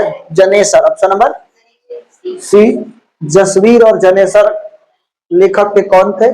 भाई थे। जनेसर चाचा थे ना? जसवीर था ना, जनेसर उसका चाचा था, जो किनका बैल के जो चमड़ा लाने के लिए गया था, कौन थे व्यक्ति? ये जो हो गया जनेसर भाई थे। जसवीर और जनेसर कौन है? जसवीर और जनेसर बड़े भाई। यहाँ बड़े भाई का नाम ने पूछा है, तो बड़े भाई जो है, बड़े भाई जो है वो जनेसर ही है। बड़े भाई कौन है? जनेसर। जसवीर और जनेसर लेखक कौन है? तो भाई है। दो भाई यहाँ पे जसवीर और जनेसर। ओम प्रकाश वाल्मीकि के पिता का नाम क्या था?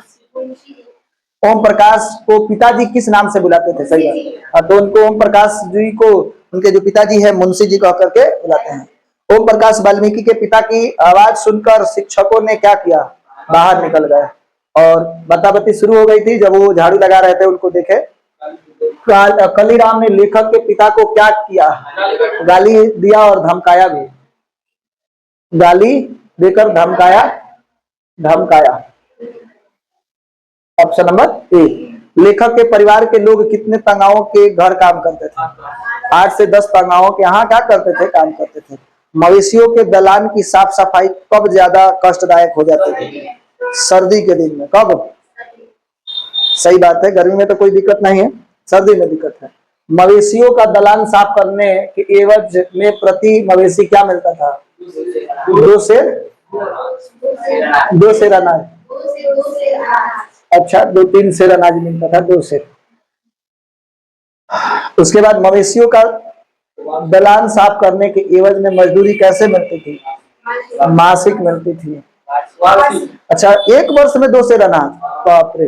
अरे क्या स्थिति रही होगी कि 1 साल के अंदर में 2 सेर अनाज उनको मिल रहा है।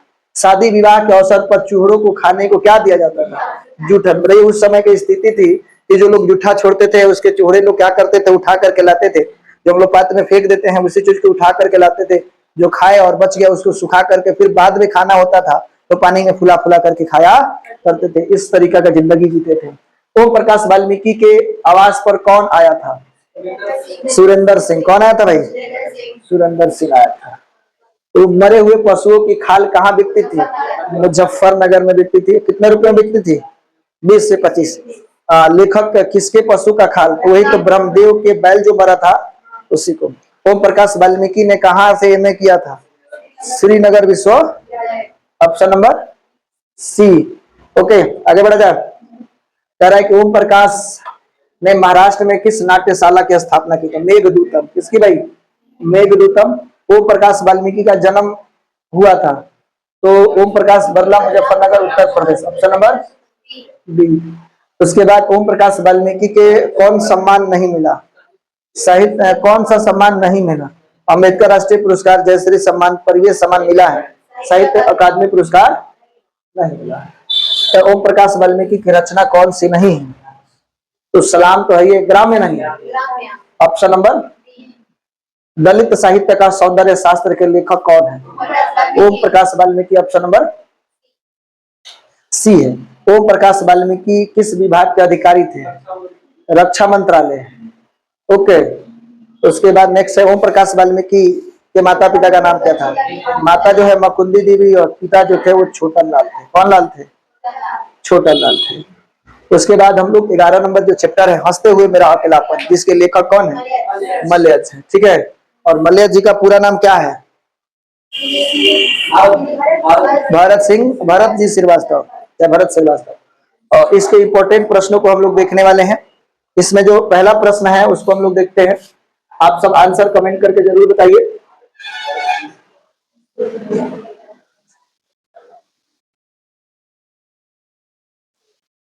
चलिए, हंसते हुए मेरा अकेलापन पाठ के लेखक कौन है?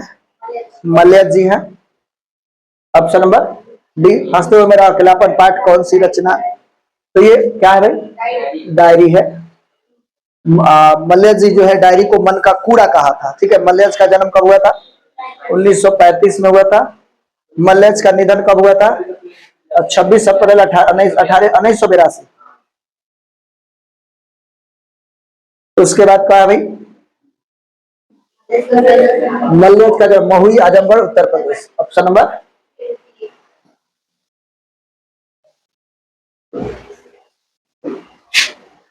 ऑप्शन नंबर ए है। मलयज का पूरा नाम क्या था? भरत जी श्रीवास्तव मूल नाम था। मलयज के माता पिता का नाम प्रभावती और त्रिलोकीनाथ वर्मा। मलयज ने किस विषय से एमए किया था? अंग्रेजी विषय में उन्होंने क्या किया है? एमए किया है। मलयज ने कहां से एमए किया था? इलाहाबाद विश्वविद्यालय से। मलयज की कौन सी रचना नहीं है? रामचंद्र शुक्ल। खप्त पर धूल सहित ना, जख्म पर धूल साहित्य की कौन सी विद्या है? तो ये कविता है। जख्म पर धूल जो है वो क्या है? कविता है। परिमल क्या है? तो परिमल जो है एक सामाजिक संस्था है। परिमल क्या है? परिमल जो है वो साहित्यिक संस्था है।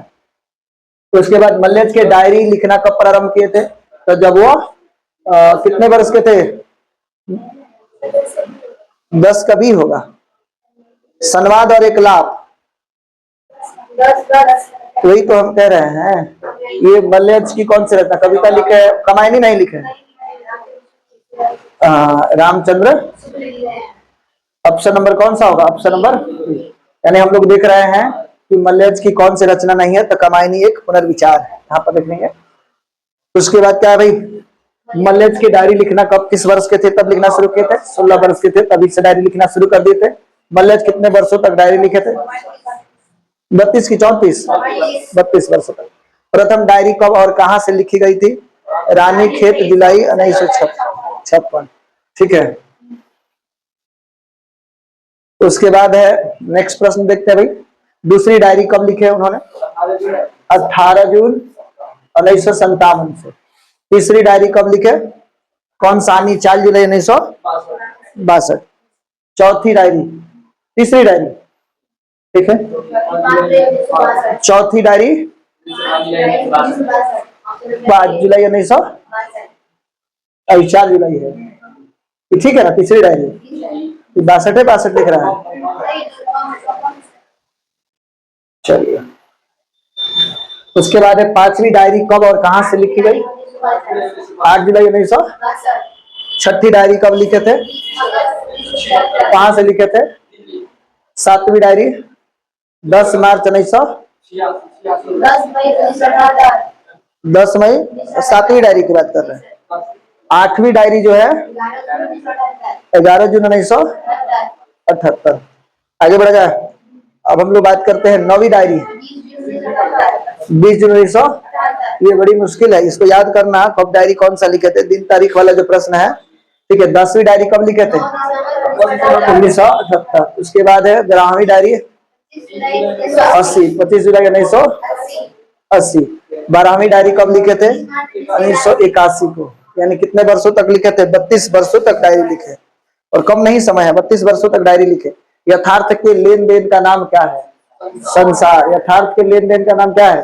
पहली डायरी में किसका वर्णन है? सेना की छावनी की। पहली डायरी में सेना की पहली डायरी में किस समस्या पर विचार किया गया है? वन संरक्षण। छठी डायरी में किसका वर्णन है? फल बेचने वाली एक लड़की।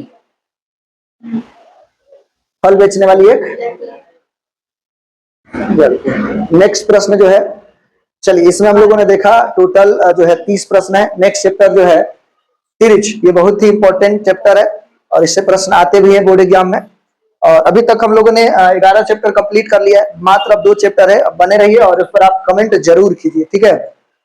हम लोग देख रहे हैं भाई कि तिरिच, तिरिच पाठ की कौन सी विद्या है? तो तिरिच जो है वो कहानी है, ठीक है, कहानी के तौर पर है। तिरिच पाठ के लेखक का नाम क्या है? उदय प्रकाश जी हैं। उदय प्रकाश का जन्म कब हुआ था? 1952 में हुआ है। उदय प्रकाश का जन्म कहाँ हुआ था? सीतापुर, मध्य प्रदेश। उसके बाद उदय प्रकाश की माँ का नाम क्या था? गंगा देवी। उदय प्रकाश के पिता का नाम क्या था? प्रेम कुमार सिंह। कौन थे भाई? प्रेम कुमार सिंह। उदय प्रकाश ने राजनीति अंग्रेजी भाषा में किस पत्रिका को लिखा था? Sunday man. कौन मैन? Sunday man. उसके बाद क्या भाई? बस, अब ज्यादा पेज नहीं है। उदय प्रकाश इनमें से किस पत्रिका से जुड़े थे? आज तक नहीं जुड़े थे। कहा नहीं जुड़े थे? तो आज तक। विमान, संडे मैन, एमिनेस तो है ये, आज तक नहीं। उसके बाद अरेवा परेवा के लेखक कौन है? उदय प्रकाश जी हैं। उसके बाद दरियाई घोड़ा के लेखक का नाम क्या है? उदय प्रकाश ही है। तिरिच कहानी किस शैली में लिखी गई? आत्मकथात्मक कहानी में लिखी गई है। तिरिच क्या है? विस्थापन है, विषैला जीव है। तिरिच किसका प्रतीक है? तो आतंक का। नगरीय संस्कृति, ग्रामीण संस्कृति, इनमें से कोई नहीं। नगरीय और दोनों, गांव और दोनों को दिखाया गया है उसके अंदर, ठीक है। लेखक के पिता शहर क्यों जा रहे थे? अदालत में पेशी के लिए। अदालत में। उसके बाद नेक्स्ट चैप्टर क्या है भाई? लेखक के पिता का निधन कब हुआ था?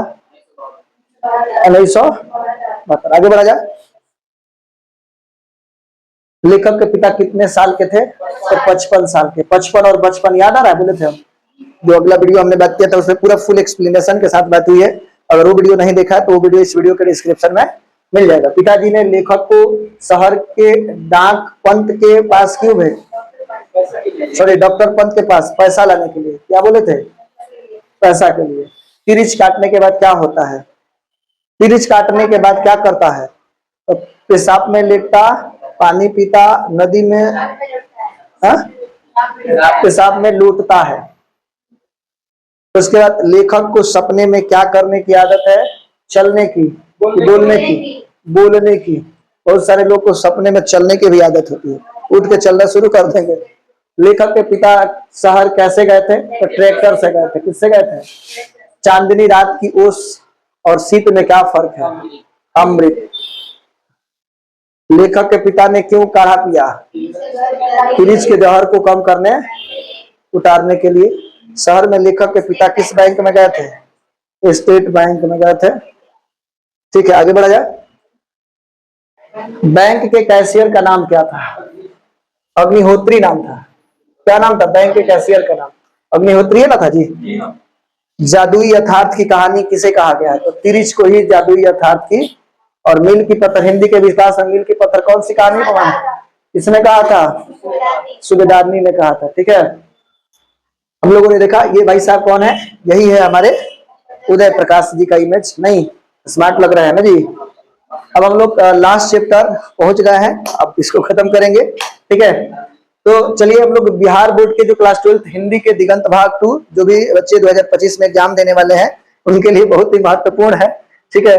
ऐसा ये वन शॉट चलाया जा रहा है, मेगा शॉट चलाया जा रहा है, हालत तो खराब हो ही जा रहा है, लेकिन जो भी प्रश्न इसके अंदर कवर किया गया है वो बहुत इंपॉर्टेंट है, उसको देख लेना चाहिए। और मेरे को लगता है कि आपको देखने में समय नहीं लगेगा, 1-1.5 घंटा के अंदर में ही आप वीडियो खत्म कर लोगे, थोड़ा सा फास्ट फॉरवर्ड में देख लोगे। लेकिन जो भी प्रश्न इसके अंदर कवर किए गए थे वो सारे के सारे VVI ऑब्जेक्टिव है, और ये टेस्ट के तौर पे किया गया था, इसलिए थोड़ा सा इसको फास्ट बताया गया है। और मैंने एक फुल एक्सप्लेनेशन की वीडियो 2.5 घंटा की है, 2 घंटा 39 मिनट की है, उसमें सारे 13 चैप्टर को कवर किया गया है। चलिए, जो पहला प्रश्न है हमारा, जो ये चैप्टर है वो क्या है भाई? शिक्षा, जिसके लेखक है जिद्दू कृष्णमूर्ति, जे कृष्ण। अब इस पाठ को हम लोग देखते हैं कि शिक्षा पाठ के लेखक का नाम क्या है? वही तो है जे कृष्णमूर्ति, जिद्दू कृष्णमूर्ति। उसके बाद जे कृष्णमूर्ति का जन्म 1895 जे कृष्णमूर्ति का जन्म हुआ था 1986, ऑप्शन नंबर ए। उसके बाद जे कृष्णमूर्ति का पूरा नाम क्या था? जिद्दू कृष्णमूर्ति था। उसके बाद जे कृष्णमूर्ति का निधन कहाँ हुआ था भाई? कैलिफोर्निया में हुआ था। कहाँ पे हुआ था? कैलिफोर्निया में। जे कृष्णमूर्ति मातृहीन किस उम्र में हो गए थे? मैंने उनकी माँ की मृत्यु कब हो गई थी? 10 वर्ष में उनकी माँ चली गई थी। जे कृष्णमूर्ति की माँ का क्या नाम था? संजीवमा। और पिता कौन थे भाई? नारायण जिद्दू। पिता कौन थे? नारायण जिद्दू। शिक्षा पाठ की कौन सी विद्या है? तो ये संभाषण है। क्या है भाई? संभाषण है। बचपन में कैसे वातावरण में रहना आवश्यक है? कैसे वातावरण में रहना आवश्यक है? तो स्वतंत्र वातावरण में बच्चों को रहना जरूरी है, उससे मानसिक विकास होता है, बच्चे डेवलप करते हैं। शिक्षा का मुख्य कार्य क्या है? तो क्या करना? जीवन को पूर्ण रूप से समझना। उसके बाद लोग कब मेधावी नहीं हो सकते हैं? जब उनके अंदर डर हो। भयभीत होने पर मेधावी डर के आगे जीत है। साम्यवादी किससे लड़ रहे थे? तो साम्यवादी जो है वो पूंजीपतियों से लड़ रहे थे। किससे लड़ रहे थे? पूंजीवादी पूंजीपतियों से लड़ रहे थे। जे कृष्णमूर्ति का पिता का नाम क्या था? नारायण जिद्दू था। ठीक है। उसके बाद है जे कृष्णमूर्ति का जन्म कहाँ हुआ था? चित्तूर, आंध्र प्रदेश, ऑप्शन नंबर ए।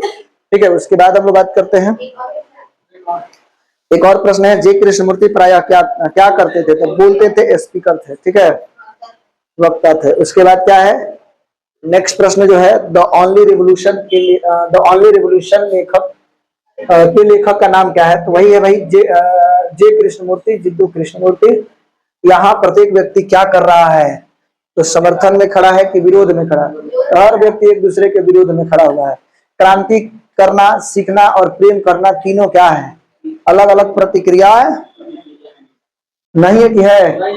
क्रांति करना, सीखना, हाँ, लव एंड वार में सब कुछ जायज है ना जी, यही कहा गया, इसलिए ठीक। ऑप्शन नंबर ए। महत्वाकांक्षा क्या कर रहा है? अपना भला कर रहा है। क्या कर रहा है? अपना नाश कर रहा है। अपना क्या कर रहा है? नाश कर रहा है। ठीक है। ये जो है जिद्दू कृष्णमूर्ति का प्रतिबिंब है। नहीं, अच्छा ही है। अब हम लोग बात करते हैं भाई साहब, ये जो हम लोगों ने आज खत्म कर लिया, लेकिन ध्यान दीजिएगा, अभी थोड़ा सा मेरा लास्ट में जो है अजीब तरह का मतलब मिजाज हो गया है, उससे कोई मतलब नहीं है। मैंने आपको कंटेंट जो डिलीवर किया वो ठीक है। आप सबके कमेंट जो है, कमेंट का इंतजार रहेगा। सभी लोग कमेंट करते रहिए। लाइफ में नया चैप्टर शुरू हो चुका है। सच में तूफान मचा देंगे, और एकदम यकीन मानिए कि तूफान मचा करके ही रहेंगे। ठीक है। और आप थोड़ा सा सहयोग करेंगे तो बहुत जल्दी तूफान मचने वाला है। तो चलिए, आज के क्लास को हम यहीं पर रहने देते हैं और फिर मिलते हैं नेक्स्ट क्लास में। तब तक रखिए अपना ख्याल, और जितना एग्जाम नजदीक आ रहा है उस समय अपने सेहत पर और साथ ही साथ जो है रिवीजन प्रैक्टिस पर भी ध्यान दीजिए। जो भी चीजें आपने पढ़ लिया अभी तक उसको सहेजने का प्रयास कीजिए और सारी चीजों को कवर करने का प्रयास कीजिए। थैंक यू, धन्यवाद।